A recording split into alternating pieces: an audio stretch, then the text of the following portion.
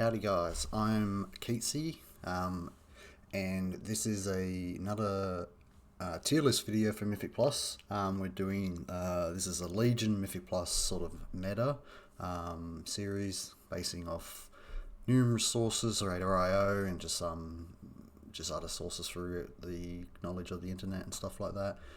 And this series, we did DPS before, and we're going to go through a series of expansions where we're going through and we're ranking them from the metas.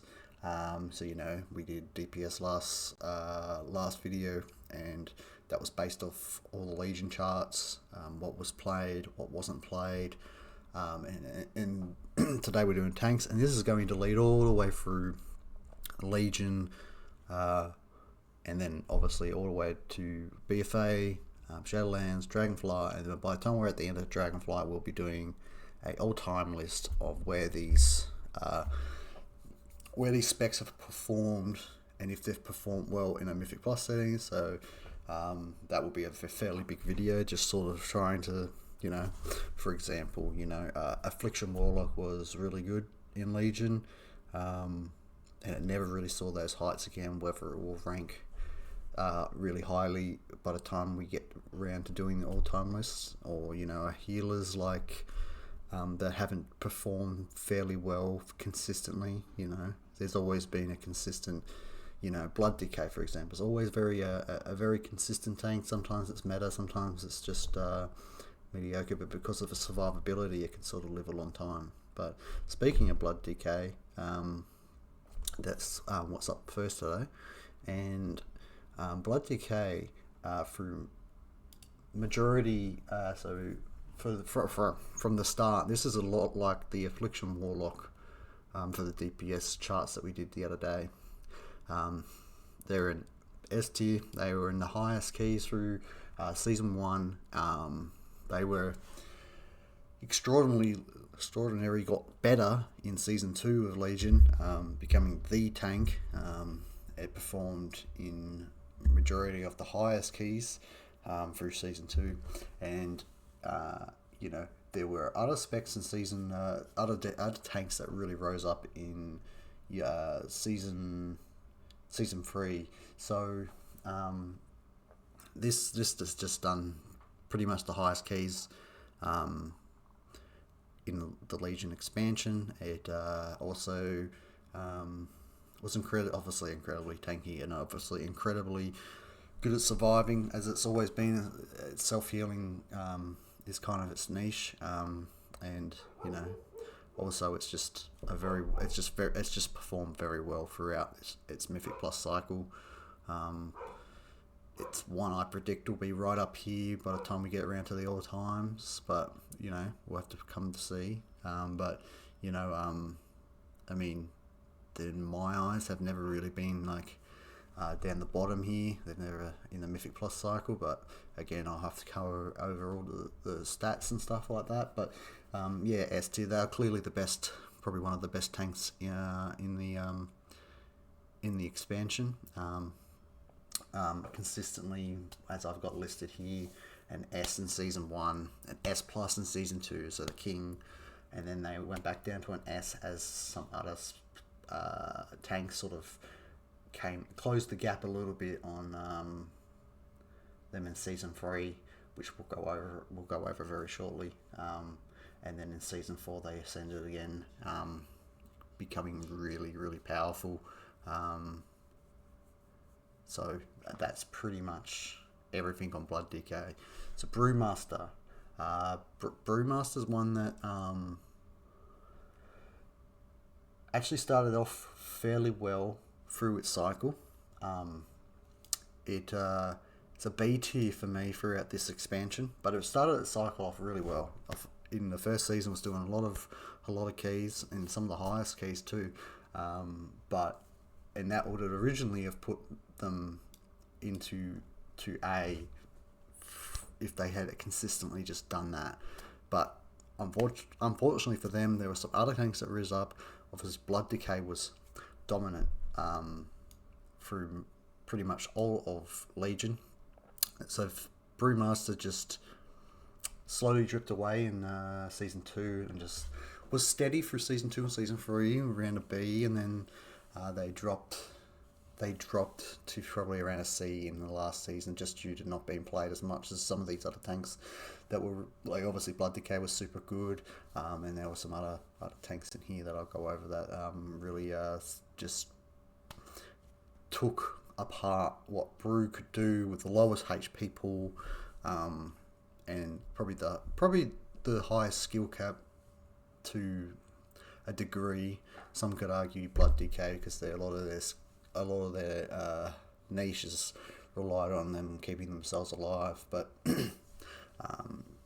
pretty much, I'm pretty happy with Brew being a BT. Next tank is Guardian Druid.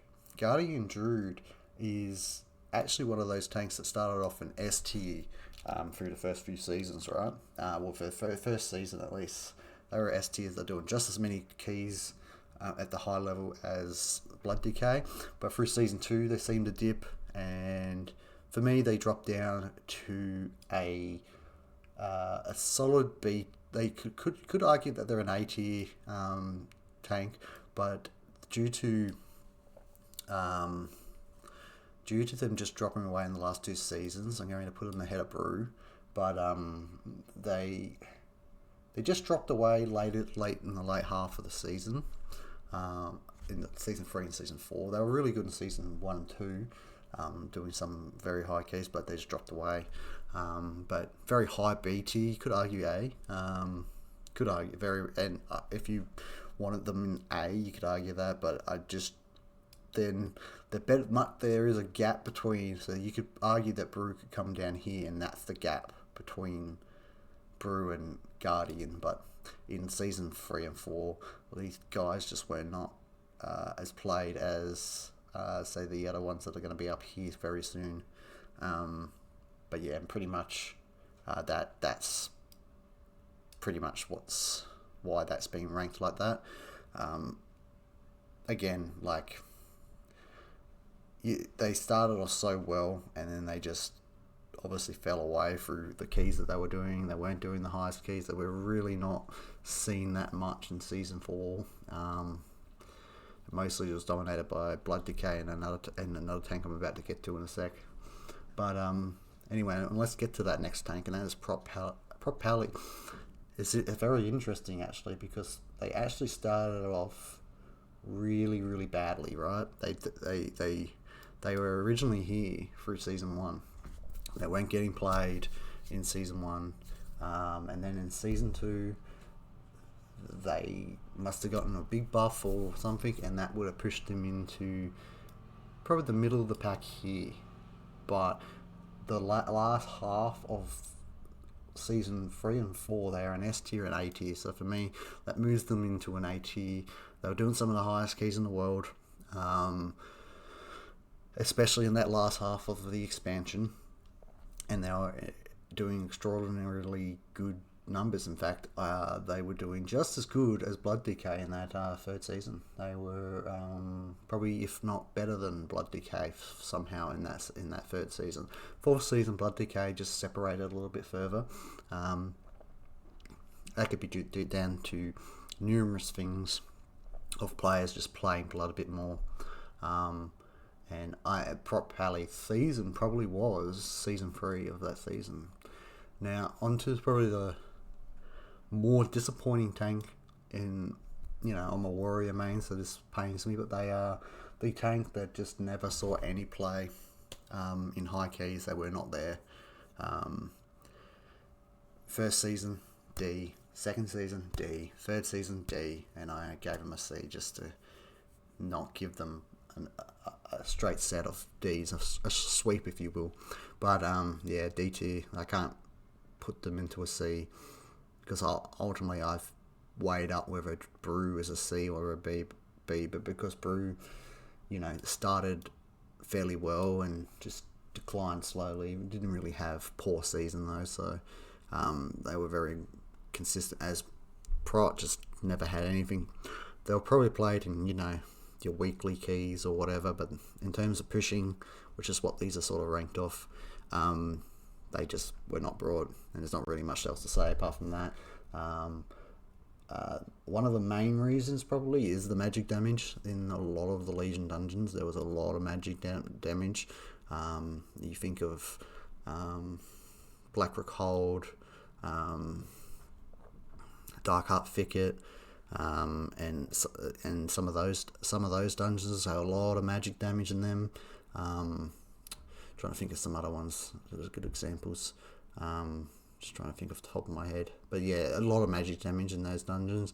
The ones that probably don't is maybe Halls of Valor. You might be okay in those, but there's still a fair bit of, if it's not physical damage, Prot Warrior does struggle. I know Pally and Druids can struggle through magic damage, I believe, but obviously one of the reasons Bloodsaw is so good is that they can pretty much be immune to it every 50 seconds or whatever their cooldown is on their magic shield. And yeah, I mean, they've always been exposed to magic damage. That's why they've struggled in, say, the Mythic Plus cycle to be the meta tank. Generally, if a warrior is going to be good for tanking, like meta wise, it's generally that first season. They don't generally scale up too well with later in expansions. It's probably why back in Classic, Prot Warrior was so good, because there wasn't as much magic damage back then. It was a lot of physical damage, fire damage, which you could get fire resistant stuff, and stuff like that. So, and mostly there were other ways these guys could deal with taking that magic damage, right? So Bears had an extraordinary amount of armor. And Pallies, well, they can just heal it back, right? Same with a Blood DK. Brewmaster can stagger it. And obviously you can... you have an extraordinary amount of armor, and as long as you're keeping up 4 or 5 stacks of Iron Fur, back then you were... I mean, even now, you're pretty much not going to get one shot by a magic effect. Also, Frenzy Regen as well, so... Also, our next tank, who started off about here, is Vengeance Demon Hunter. They started off about here through the first season. They were consistent. They were obviously they were new spec, new class, DH. And through season 2, they shot up to A tier and were consistently A tier. And that's where we sort of closed the gap with these 3 tanks. Is Blood Decay was the king throughout the whole cycle, and you had Pallies, their season 3, and arguably Vengeance Demon Hunter was their season was season 4. If Blood Decay wasn't there, they would have been the king. I'm putting them... I'm actually going to put Vengeance ahead of Prot Pally, just due to them having a better start. Prot Pally started in around a really low, as Vengeance were doing decently, and they just slowly improve throughout the cycle of Legion.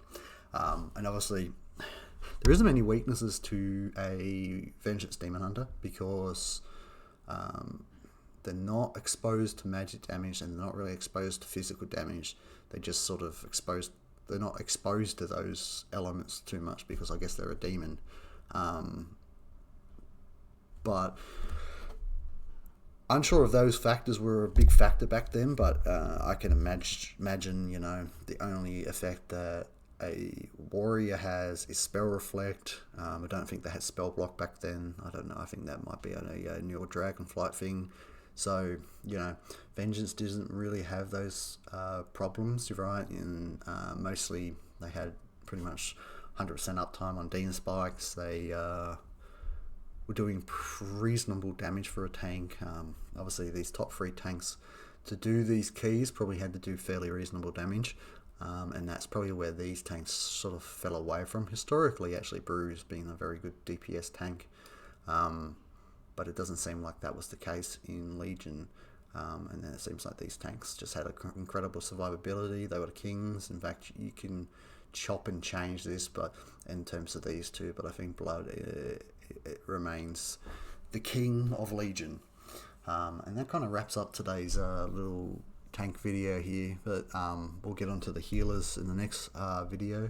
And I really hope you guys enjoyed this content. And once we're done with the healers, we'll get onto the DPS BFA, and we'll rank that, and I'll try to be as in depth as I can. Obviously with tanks and healers, these will be shorter videos compared to the DPS, because there's like 32 specs of DPS or something like that, maybe more. And as we get into Dragonflight, there's a few more DPS specs too, so of course those videos will be a bit longer. So I hope you guys enjoyed it, and I shall catch you in the next one.